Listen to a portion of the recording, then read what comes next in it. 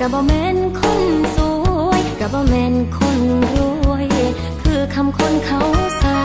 เป็นลูกสาวเดียวเพิ่นว่าบ่เคี้ยวกับบ้าย้อนวาสนาเกิดมางามหลายกว่าหมู่ก็บ่แม่นให้โซก็บ่แม่นคนหลายใจก็บ่แม่นนางร้ายคือจังในละครอยู่ไปตามประสาผู้สาวบ้านนาคาดอนไปใส่มาใส่ไผก็อ่อนซ้อนย้อนว่างามกว่าเพิ่น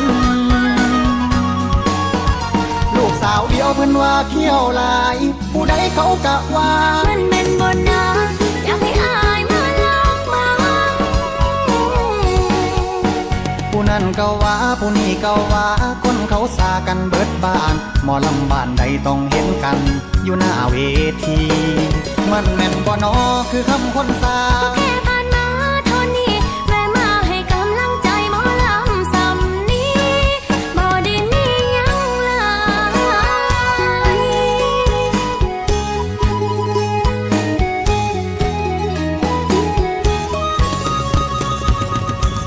เพิ่นว่าลูกสาวเดียวเพิ่นว่าบ่เกี่ยวกับบ้าเพิ่นว่าลูกสาวเดียวเพิ่นว่าบ่เกี่ยวกับบ้ามันแม่นอยู่บ่ล่ะคือจังคำเขาเว้าใส่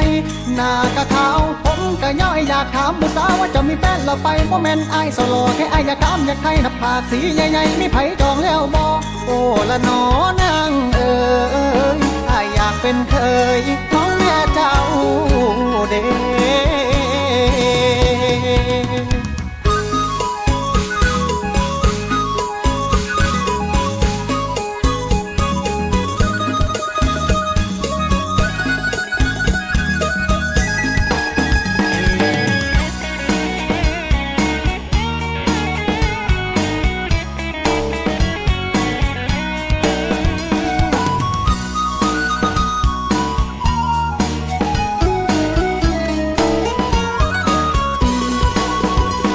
สาวเดียวเพิ่นว่าเขี้ยวหลายผู้ใดเขากะว่ามันเป็นบนนา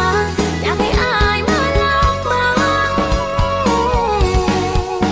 ผู้นั้นก็ว่าผู้นี้ก็ว่าคนเขาสากันเบิดบ้านหมอลำบ้านใดต้องเห็นกันอยู่หน้าเวทีมันแม่นบ่นอคือคำคนสา